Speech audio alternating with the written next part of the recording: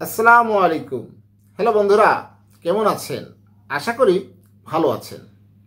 আজকে আপনাদের একটি বিষয় জানাবো, তা হচ্ছে ভিটামিন ই ক্যাপসুল কি উপকারী? আমরা সবাই জানি ভিটামিন ই ক্যাপসুল একটি উপকারী। তারপরেও অনেকেরই প্রশ্ন থাকতে পারে, ভিটামিন ই ক্যাপসুল কি উপকারী? সেটাই জানানোর চেষ্টা করব। ভিটামিন ই ত্বককে মসৃণ ও টান রাখে, কিন্তু ক্যাপসুল বা ট্যাবলেট হিসেবে মুখে খাওয়া বা ত্বকে লাগানো ঠিক হবে কি? আগে জানা যাক ভিটামিন ই কেন ত্বকের জন্য উপকারী। ত্বকের আর্দ্রতা ধরে রাখতে, চোখের তলায় কালি তুলতে ভিটামিন ই ক্যাপসুল খুবই কার্যকরী। এই যে আমাদের চোখে নিচেই কালো হয়ে যায়, এটির জন্য কিন্তু বেশ উপকারী। শুষ্ক ত্বকের সমস্যা থেকে মুক্তি পেতে ফেস মাস্কের সঙ্গে ভিটামিন ই ক্যাপসুল মিশিয়ে মুখে মাখা যায়। শুধু কি ত্বক, চুলের নানা সমস্যার সমাধান করে এই ভিটামিন ই ক্যাপসুল। ত্বকের বিভিন্ন বলিরেখা, কুঁচকে যাওয়া ত্বক, অন্যান্য দাগ দূর করতেও উপকারী ভিটামিন ই ক্যাপসুল।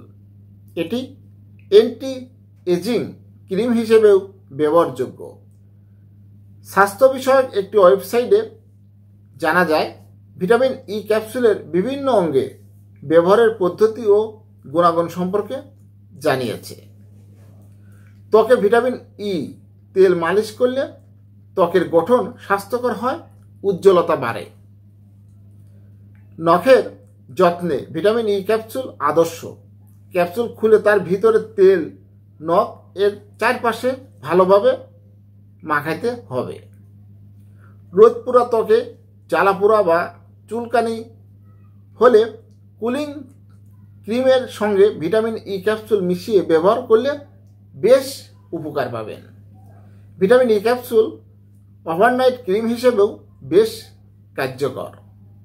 আপনি যে ওভারনাইট ক্রিম ব্যবহার করেন তার সঙ্গে কয়েক ফোঁটা ভিটামিন ই ক্যাপসুলের তেল মিশিয়ে ব্যবহার করলে বেশি উপকার পাবেন। চুল ও মাথার ত্বকে ভিটামিন ই ক্যাপসুলের তেল প্রয়োগ করে অন্তত 2 থেকে 3 ঘন্টা রেখে শ্যাম্পু করে ফেলতে পারেন।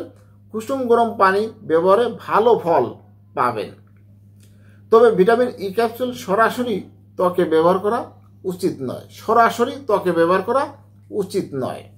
এই ক্যাপসুল ব্যবহার করতে হলে দই, মধু, লেবুর রসের সঙ্গে মিশিয়ে নিন। পাকা পেঁপে, মধু আর লেবুর রসের সঙ্গে মিশিয়েও ভিটামিন ই মাখতে পারেন। তাহলে ভিটামিন ই ক্যাপসুল আমাদের দেহের জন্য অনেক উপকারী। এছাড়াও আমাদের চুল লম্বা করতে, চুলের শক্তি বৃদ্ধি করতে, চুল পড়া রোধ করতে আমাদের বিশেষ ভূমিকা রাখে ভিটামিন ই। হ্যালো বন্ধুরা, জানানোর চেষ্টা করেছি, আশা করি জানতে পেরেছেন। ভিডিওটি ভালো লাগলে নতুন ভিডিও পেতে আমার এই চ্যানেলটি সাবস্ক্রাইব করে রাখুন। লাইক, কমেন্ট, শেয়ার করুন। সবাই সুস্থ থাকুন। আজকের মতো বিদায় নিচ্ছি। ভালো থাকবেন। আল্লাহ হাফেজ।